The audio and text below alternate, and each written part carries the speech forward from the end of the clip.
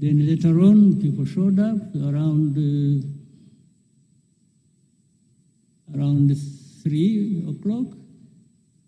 In fact, why I remember that Bihozagara was around, they didn't know where we had been taken. I don't know how they were assisted by some people in France whom they knew. Then we saw Jacques Rabunal and Bihozagara. There was a very good friend of ours called Carbonal, a French guy. They showed up in that basement in your prison because I think they had known where we were and they had tried to give us food. I refused to eat. I told them I'm not going to eat anything in that prison. So they brought us bread, I remember, and milk, pints of milk and bread for us because we had refused to eat prison food. Then they even wanted to interrogate us. Well, they did. They wanted to put to use a polygraph on me, the lie detector. I refused. I told them I'm not going to have a lie detector at all. I said, if they want to kill me, then go ahead. In the end, they said, whom did you meet? I mentioned that man, Paul Dejoux. Then he said, who else? I said, Christopher Mitterrand. He said, no. Who told you he's called Jacques Christopher Mitterrand? So, so they told me, repeat. I said, no, I'm not going to repeat. I said, I'm not the one who gave him his names. So anyway, in the end, in the night around 8 o'clock, they released us, and that night I left. I drove from Paris to Brussels, where I was to take a plane the next day and come back home. Now, I'm saying this, I'm telling you this story. The fact that somebody actually implied that something was going to happen to our people, meaning even if you take Kigali, you will not find your people there. You will not find them alive. Then later on, connecting that with the history, I mean, with what happened eventually, I could not but conclude that was the meaning. They were privy to what was going to happen. Now, in the most recent thing, let me now switch to something next to us and the recent. And I will bring up, you know Rwanda has had many problems in the region, and especially with the Congo, for all these years, actually. We said we are here 32 years, almost all the 32 years are problematic. And when you look at the story, these genociders who went to Congo, by the way, whom we had the opportunity this last time, when was it, 2 weeks ago, or how many weeks? When we had the Unity Club event here, in this same room, when people who went through all that history, these senior commanders of Fdlr, when one of them sitting there told us a very comprehensive, interesting story, because he was there, he was in it. For him, he was not saying things he just heard from some people or anything. No, he was part of it. He told us all the places he moved to in Congo, and the officials he worked with, and his colleagues who up to this day have been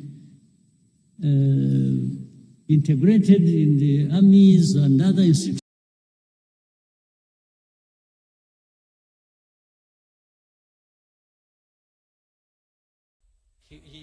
He told us the story of even how he went to Burundi and everything he did there, and the names of people who did what, who are still there, who left, or who died, or something. He's an encyclopedia on this. And he actually was part of it. He told us, those who must have, who were here saw it, or saw it on television. And he has notebooks, he has pictures, he has evidence later on YouTube. But forget about all that. The story has always been, and he told us, you remember, he told us even of the connivance of the UN, the peacekeepers. Yes, they worked with, they were selling gold together, they were involved in the timber business, in agriculture, and named places, people, and where. It's just so. But despite all that, up to this day, you will hear people say, Fdlr don't exist. The UN, there's something, there are some experts, group of experts. They'll tell you all those stories. It's like that story doesn't exist. Or if they say it, they'll say it so lightly that you should believe it doesn't matter. Okay. So it goes on and on. And then some of these leaders in the region, in Congo or Burundi, they say it publicly how and on which side they are. And their intention, and even what they have said on camera, somebody will want to convince you, no, it's not him. It's not them. It's some advisors. No, but he said it. Whether it is an advisor who wrote it on a piece of paper and the president read it, it is no longer advisor, it is the man who read the thing.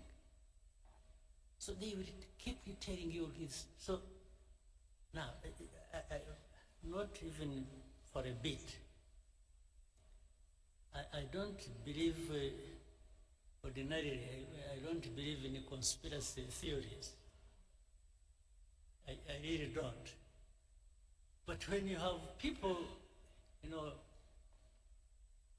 who are there asking the same questions, pretending it's saying the same things, and even when you explain, they come back to you and they tell you what they told you last time, meaning they want you to believe what they are telling you, or what they want, not the facts you are presenting to them.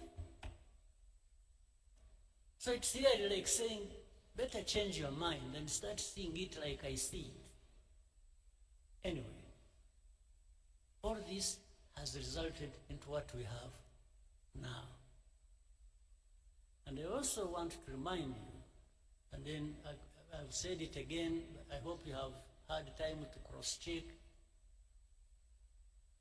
the story, the truth about it. This conflict we have in Eastern Congo did not start from and was not started by Rwanda at all.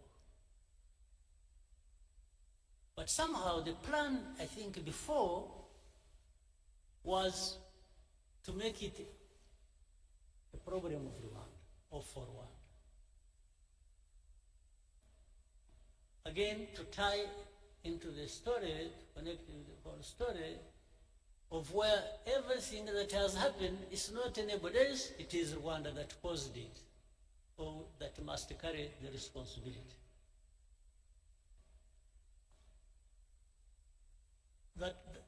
I think that needs somehow in your minds or whatever, or by gathering facts, that problem needs to be settled. This has not been our war. We didn't cause it, and we did not originate from here by any means. We are not part of the origin, except for being associated with the saying, oh, this is M23, the story that was there 2012, and for 10 years was not addressed, it comes back, still it comes to be our own problem. But the same people, in fact, one time we were in Nairobi, we had a meeting with heads of state at the beginning of this conflict. I had opportunity to ask President Tshisekedi in the same meeting. I said, President, how has this become Rwanda's problem? How has it become? This is not anything started by us or didn't come from Rwanda. Why? He just hesitated, and I told him, I asked him, I said, do you know, are you aware of the fact that actually that whole rural areas, those areas around, have more or less been taken over by Fdlr, and they even man roadblocks and collect taxes? He hesitated and said, yeah, he has heard about it. This was his answer to me. I said, so what do you think Fdlr is there doing? And why do you allow them to be there? And we have asked you to work with you to address that problem together. You have refused. Now, before that was over, another president offered an explanation and where those people originated from when they went to fight in Eastern Congo, saying it came from started from his country. So, and every time I brought up this issue with the people, I said, why did you make this Rwanda's problem? It is not Rwanda's problem, it is the problem of Congo and their own people, and it only becomes our problem when it comes to Fdlr that must be sorted out. One way or the other, either you sort it out, you Congolese, or the UN that is employed there in their thousands, you address that problem and stop them from invading our country, or we will sort it out ourselves.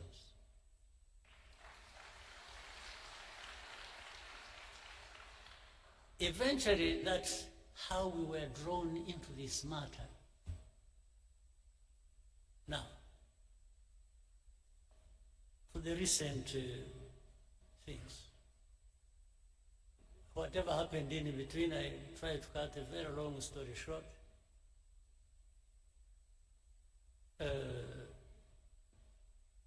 A lot of manipulation started happening. They would call us one day in one capital, they would call us to Rwanda, we go there, we discuss things and raise the things the way we thought should be addressed. That one doesn't work well, then next time we are invited to go to Doha, then we go to Doha, then next time we go to Washington. In between, we went to Dar es Salaam, we went to Nairobi, we went wherever, talking about this. But there was one thing that was constant. Congo, or the leaders of Congo, didn't want peace.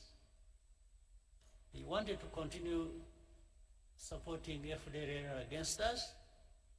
In fact, later on, they were joined by some other countries' armies.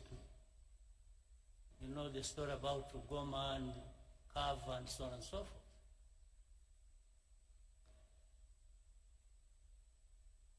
So, but we told them, just help us deal with Fdlr, and for us, we will not. But in the end, something came up. It's like, by the way, you should also, it's like, even now when we talk about removing defensive measures and so on and so forth, which I'll come to later, they say Rwandan troops must pull out of Congo and so on. So we say yes. You know, for many of these people who pretend, they actually, by that, they mean that even M23 will be pulled back into Rwanda. That's something hidden behind. It's like they expect us to be receiving M23 here. Now, that goes into a long debate. Whether or not, and how these people are Congolese or not. That's another story now.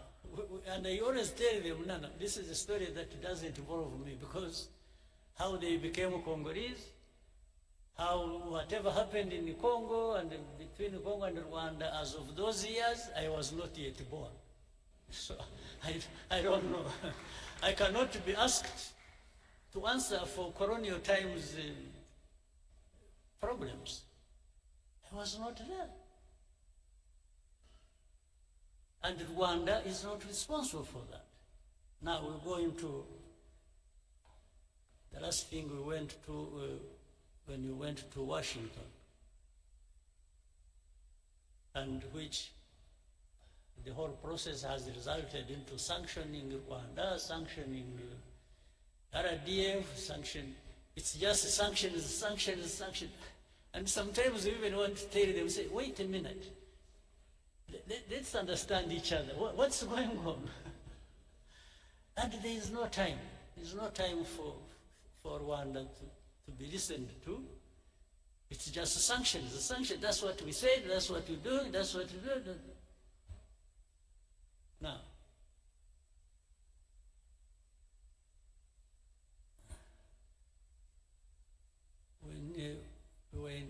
before we went to DRC, to DC, Washington, DC, on 4th of December to sign an agreement. A couple of months before that, we had been actually giving information of what was going to happen in Uvira, owing to the troops that were moving there from Burundi and the Congolese army and what they intended to do and so on and so forth. We gave them everything.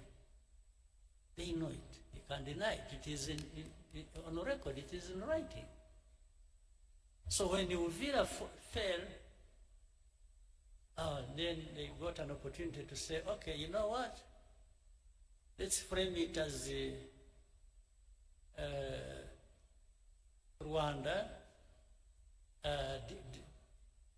literally insulting President Trump and defined Washington and disrespectful. They didn't. So they are the ones who caused the Uvira. And we told them, so this Uvira was, we forewarned you about Uvira 2 months before signing the agreement. Said, how can you hold us responsible for this?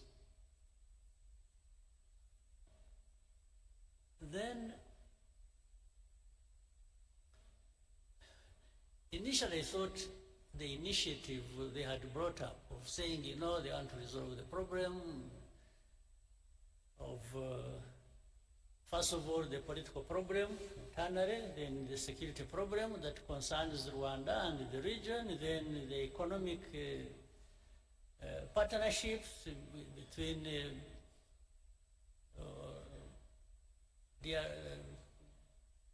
US, DRC, Rwanda, and the region.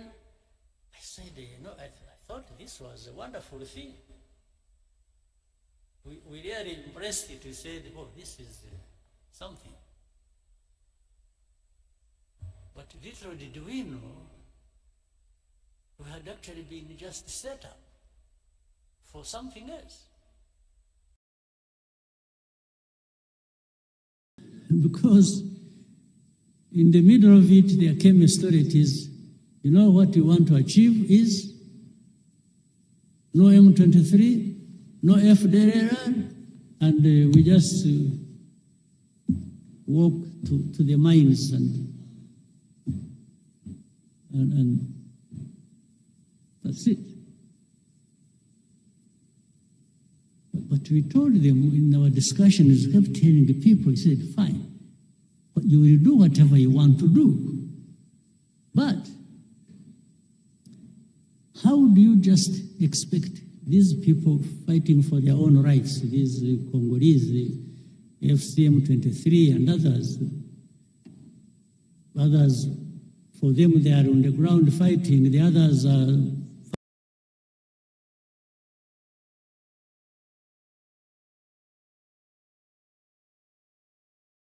how do you just all of a sudden think you will wish away all of this without actually addressing some of the root causes? They said, no, because we can't. Oh, then the mercenaries came in. These are the second round of mercenaries. You know, there are first mercenaries who even came through here and were transported back. Other mercenaries came in the background, and they were the ones, somehow they converge with the policy on the region and resolving this problem. They are the ones dictating, and I think these are the ones who are supposed to finish. But this, while the initial thing was to finish Fdlr and finish M23, this time it has become finishing M23, not Fdlr. Fdlr because they are working with the same people and working with the government of Congo. Now, all these facts, they are known. But the complication of this, the world politics and the geopolitics, is that there are people who think they just dictate what the truth should be and what should happen, and for the rest you just shut up. That's what is going on. Today what is going on is if you raise an argument, you say, oh, you know what, I'm going to sanction you. That is the argument. Now, something I shouldn't forget, I said I was going to, because of the story I brought up earlier. In the recent weeks and months, we have heard of the story of the killings and the fighting that has been going on in a place called Minembwe, around the Minembwe area. This is a place home to some Banyamulenge or some other.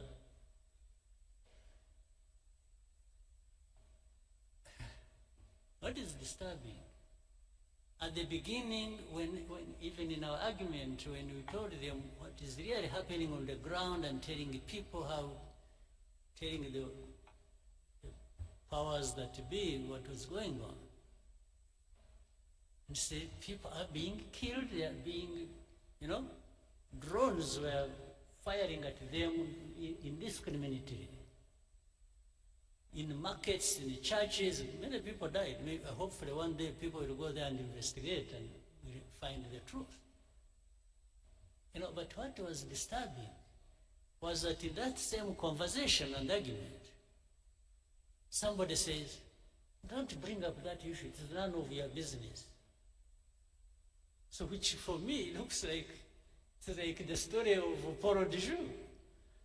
It's like that those people being killed for their identity and anything is none of your business. Meaning, shut up, we are going to kill them anyway.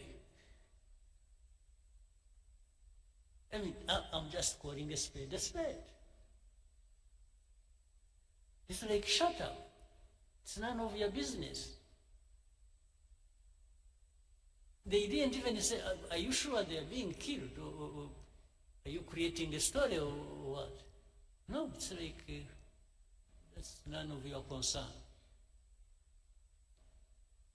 But if it is not my concern, maybe it should be yours. So why are you not concerned? And things keep getting worse and out of control every time. So where we are now, we just told, remove your defensive measures. Whether we are associated with and helping Fdlr, with the Congolese army and the government to do whatever they want, and then in exchange you have whatever you want, just shut up. So this is what we are being told. But making people shut up, just shut up, I think it's going to be probably more difficult than people think.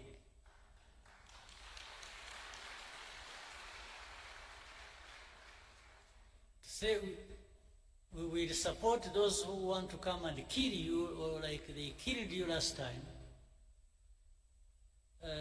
or we will handle it the way we want, so shut up. Well, I only shut up when I'm dead. That's when I'm dead.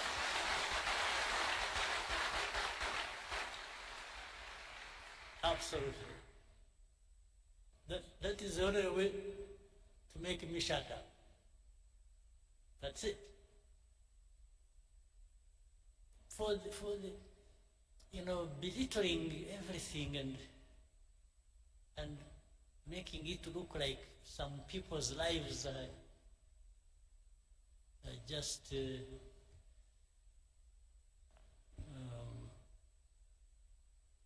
maybe, I don't know. It's not my politics. It's not RPF's politics.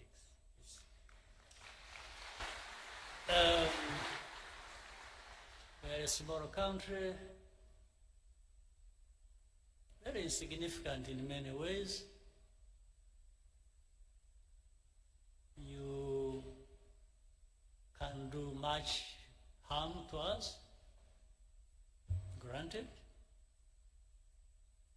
but boy, wishing us away is not a big thing, it's not a small thing. Wishing us away just to say disappear. They were saying they make disappear Fdlr, they make disappear M23. By extension, they were saying even you, Rwanda, will make you disappear. Well, I can't invite it. I can't wish to have such a thing. But when it comes, when I have not been able to avoid it, I think they'll find it. I only wish you people, you people, I'm not worried about myself. I just worry about you. If you just go home and sleep and think you'll find everything on the table for you without having to invest in it. If you are there waiting for handouts, for people to do you a favor so that you can live, it would be very sad and absurd, and it will be a lot of our time and value wasted. I hope that will not happen.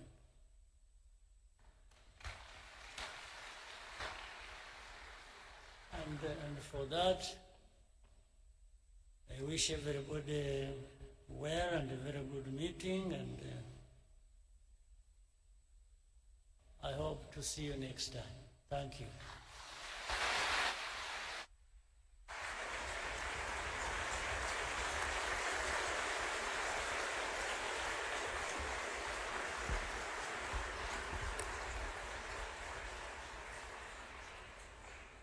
Murakoze nyakubahwa chairman ku mpanuro muduhaye. Nk'urubyiruko ntituzaba ubusa, ahubwo tuzaba bold mu nshingano kandi turangwe n'imico myiza.